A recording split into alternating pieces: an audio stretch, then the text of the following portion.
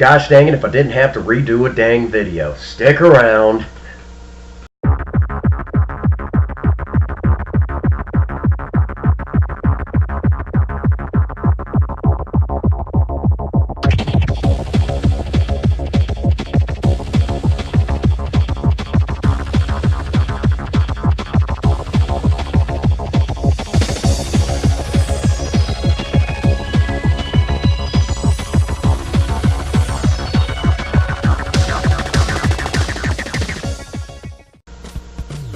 Hello again, and welcome to the Prince Magnum channel. I'm your host, Prince Magnum. Welcome to Off the Chain and one of my top lists. Okay, if you've kept up with the channel, you know I already did this, but unfortunately, evidently during the editing process, I made the mistake of making some of the background music a little too... It was high enough that some people were having a hard time, picking out what I was trying to say. So, when this happens, in this particular case, I had to go back. I'd already deleted the original footage, unfortunately, so I couldn't use that. So we're going to do it again. If you've already seen it, if you don't want, I will completely understand if you go ahead and stop this video right now.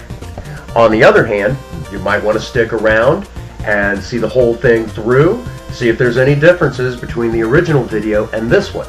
So, without further ado, let's identify 15 people that you'll meet in the workplace, and I know I'm not going to get them all, but we're going to get as many of them as we possibly can. If I did forget something that you might have thought that I missed, leave it in the comments below. We'll put it in another video as soon as possible. Alright, let's get underway. Number 1, the Debbie Downer. Alright, we all know the type. Every day it's like they live in a gosh dang tragedy. Okay, they come to work and it's like, oh my gosh, this is happening, that's happening. It's like, is there anything good that ever happens in this person's life? Yeah, but it's short-lived. And God forbid, at any point, they decide that, it's happening to somebody else, but they'll somehow make it sound like it's happening to them. You know the one I'm talking about. Messed up soap operas they live. Anyhow, moving on. Number 2, lazy bones. Oh man, this is the one that's going to burn everybody up, but you know the one I'm talking about. This person is the model of non-productivity. Non-productivity. You try to say that fast. Okay. Anyhow, they're the model of inefficiency. They don't do anything, yet you'd swear they came from a dairy farm. They're amazing at milking the clock, and God forbid you give them the cushion job. You give them the cushion job, oh, buddy, they will do even less. And if you make them work at any point, they're like, oh, it hurts. Suck it up, buttercup. Fucking people. Number 3, the CLB, or that's just short for creepy little bastard.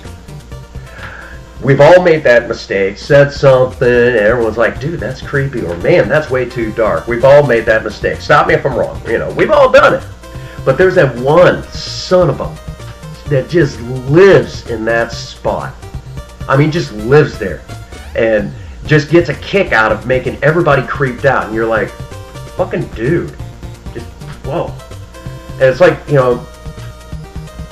it's like that creepy clown you invited to your kid's birthday party. It's like, just gives you the heebie-jeebies. You know what I'm talking about? You know the one I'm talking about. Anyhow, moving on. Number 4, the crash test dummy. I've had the fortunate yet unfortunate pleasure of working in factories, a few of them. And in pretty much almost all the factories I've ever worked in, there's always this sign that says, we've been accident-free for X amount of days. But you ever wonder, in a lot of those factories, it never gets past a certain number? Well, that's because you got a crash test dummy working there. They always have a knack for hurting themselves. They have a knack for breaking things. Motherfucker, could you just be a little bit more careful? They're so accident-prone, you'd swear if you put them in a suit of armor, they'd just figure out how to get electrocuted. Not kidding you. And whatever you do, don't work with them, because they'll get you hurt too. Be careful! Moving on. Number 5, young and dumb, or as we like to say here on YouTube, sometimes on Facebook, or just social media, period. That guy. Don't be that guy. Okay, I'm getting older, and the reality of it is that I always love when the young people come in and they're enthusiastic, they're excited, and you just love them to pieces. That's not this guy. This guy is that young punk that comes in and thinks they know everything. And you want to take their young ass and sit them down and kind of get up close like this and say, I might be old and I don't know everything. You're young, so you know even less. Whoa. Let's not let the hate get too great here on the Prince Magnum channel. That was cheesy. What the fuck's wrong with me? Anyhow, moving on. Number 6, the overachiever. Okay, we've all seen this guy or gal, that son of a gun that you give them one job, just one job, and they got to turn it into some elaborate project. And in the process of this, makes everybody look lazy. Not just lazy bones, but everybody. And management's sitting there saying, why can't you all be like this? And you want to take the guy out behind a woodshed and introduce him to a hickory stick. Why is it all of a sudden I feel like I just described myself? Anyhow, moving on. Number 7, the suck ass. This is a lazy son of a gun, but you know how they keep their job. They're kissing the right people's butts. Okay? We all know them. We've all seen them. Okay? I'll give you a great example of this because I think sometimes we get it confused. Because, I mean, the bosses are real people, and complimenting the boss and trying to help them feel good and everything, get through their day, that's just common sense. You know, if the boss is feeling good, everybody's feeling good. You know, it all rolls downhill. The suck ass, however, they don't do anything, and they figure out how to kiss the boss's ass so they can keep their job. And the story goes, back in about the mid-time of my nursing, I was about 24, 25 years old, I kid you not, there was this RN that I was working with. She was fresh out of school, had no real credentials other than she just graduated college, okay? A lot more experienced people who should have been in this position that I'm getting to. At that time, it was at Camelot Nursing Home. We were under Sugar Creek Enterprises, which now there's a totally different company in there, thank God. And the administrator was a guy. This RN would go into the administrator's office, and she would be there for about an hour to 2 hours with the door closed. She'd come out, and nothing more was said. We all knew what was going on, especially when she got the director of nursing's job. That's a suck ass. Don't be that motherfucker. Anyhow, moving on. Goddamn cock slut. Anyhow, she was even married too. Number 8, the politically correct. Okay, we've all seen them. Back in the old days, you know, just to get through the workday, you know, some of us would go off in kind of our own little nook and cranny at work or whatever, and we'd be telling dirty jokes, you know, just really off-colored stuff. It might even borderline, you know, it would be racist, it'd be, you know, dirty, you know, all this other stuff. And of course we'd be giggling and laughing and having a good time about it. But there's always that one person again, that one guy or gal who's got to sit there and go, oh, I find that offensive. Fuck you, we're having a good time. You know, we're getting through the day, but it always got to be that one SOB that's got to ruin it for everybody. So then you got to change the policy, and they're always the ones they're sitting there screaming sexual harassment, racism, whatever. Okay, get the fuck over yourself. How many times you got to hear it? Political correctness is just intellectual fascism. But nowadays, everybody's like this, and you're sitting there going, what the fuck? You just made the workplace a lot more hostile. Thanks a lot, motherfuckers. Fucking people. Anyhow, moving on. Number 9, Rick Rude. Now, for those of us who are old, know this as a reference to 80s wrestling. Ravishing Rick Rude, one of the greatest wrestlers of the 1980s. This is not a, these people are not that cool. No, the Rick Rude in the workplace is the guy who's at the opposite end of the spectrum, just trying to get under everybody's skin. I kid you not, I have met people that just live for just pissing people off. And then they wonder why their highest hope in life is to make it out of the parking lot without everyone on their shift wanting to beat the brakes off of them. Great job, motherfucker.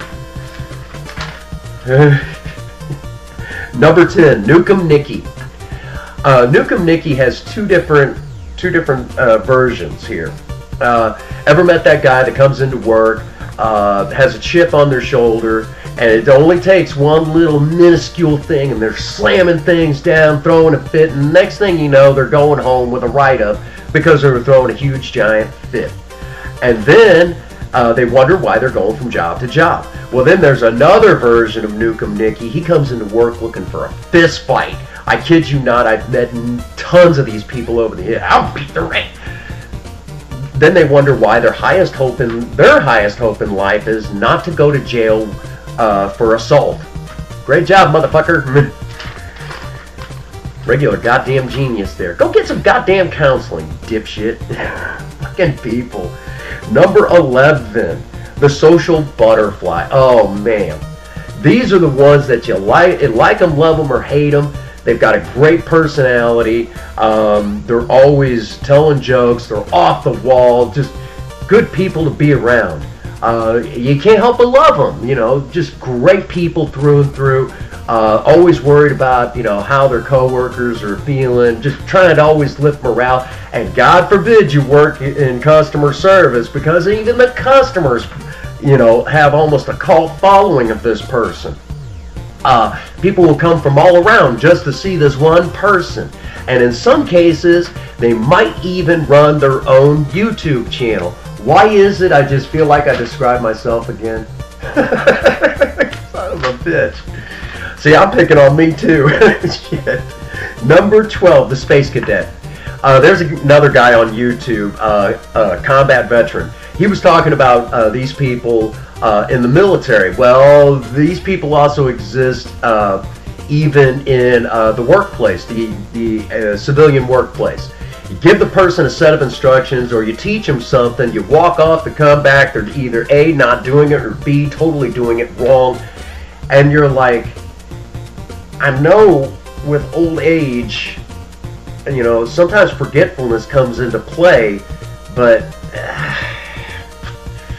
the moral of this story is, don't do drugs. Remember that, kids. Don't do drugs. Whew. They spaced out. Space Cadet. Anyhow, moving on. Number 13, no-dose. This is a reference to the old caffeine pills, no-dose caffeine pills. There used to be a time when you always knew them. The person who came into work reeking of the place that they frequented, all through the night. They didn't get any sleep whatsoever, so they come in smelling like booze, smoke, and their cologne or perfume from the night before. So you're propping them up at the workstation because they're freaking falling asleep. Well, nowadays, the person's up all night playing video games. They come into work smelling a Mountain Dew and pizza, and you're propping them up at the workstation. Motherfucker, get some sleep. I'm tired of propping you up. Number 14, the average. This is the person, there's nothing special. They come to work. They're on time. Do a good job. Nothing special about it. They just do a good job. Don't say much. They're a likable person. Don't do anything. Go home. Come to work next day. On time. Nothing special. Good job. Yeah, that's all I got. Number 15.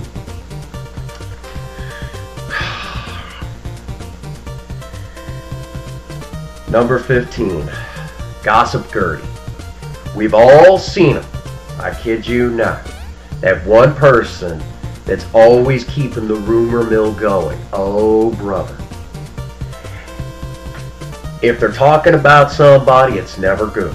Okay, we've all seen them, and there's something to be said about this.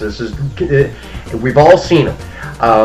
in the nursing homes, in my early days of nursing, when I went to work, um, I'm not kidding you. Within the first week of being at a new nursing home, I was homosexual. I was an alcoholic. I was a drug addict. I was a satanic worshiper.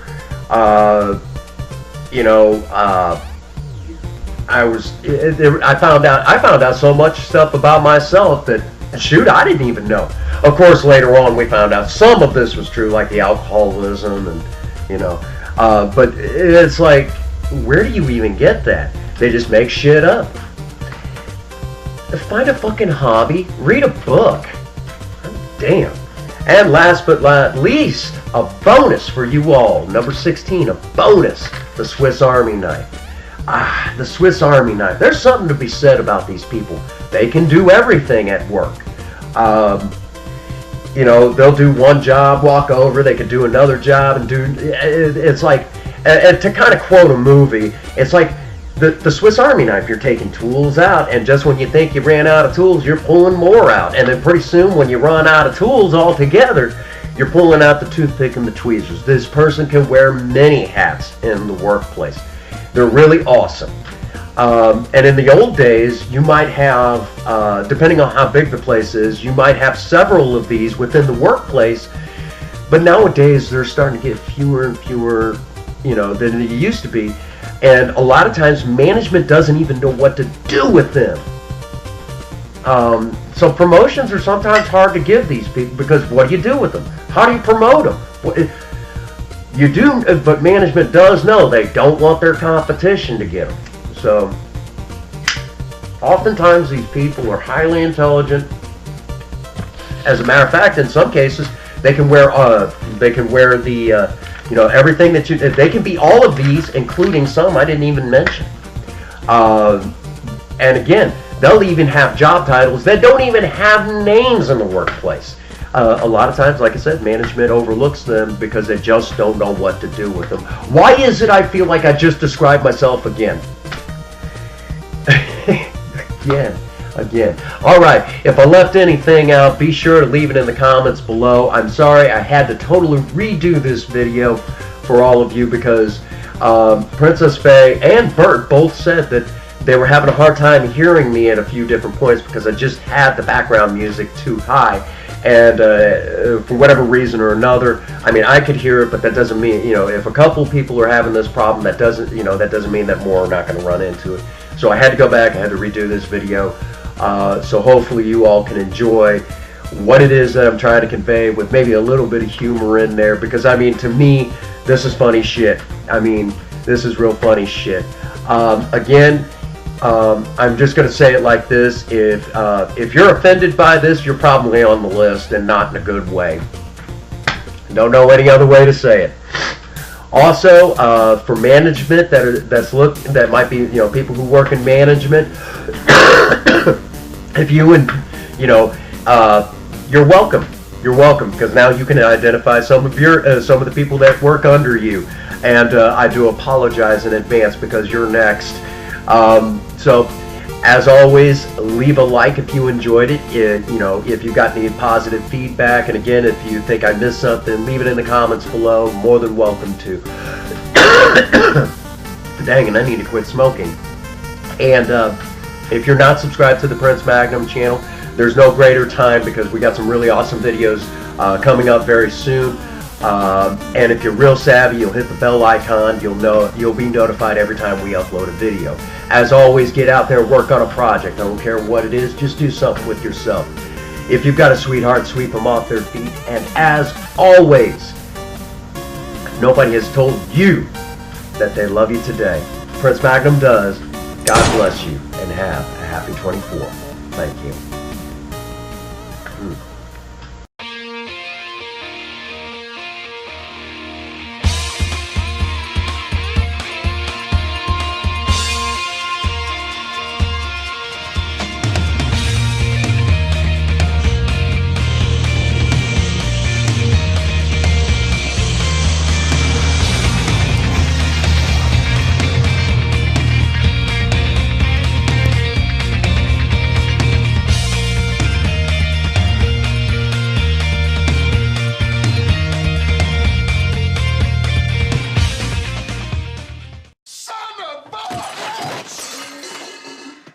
You done messed up, Aaron.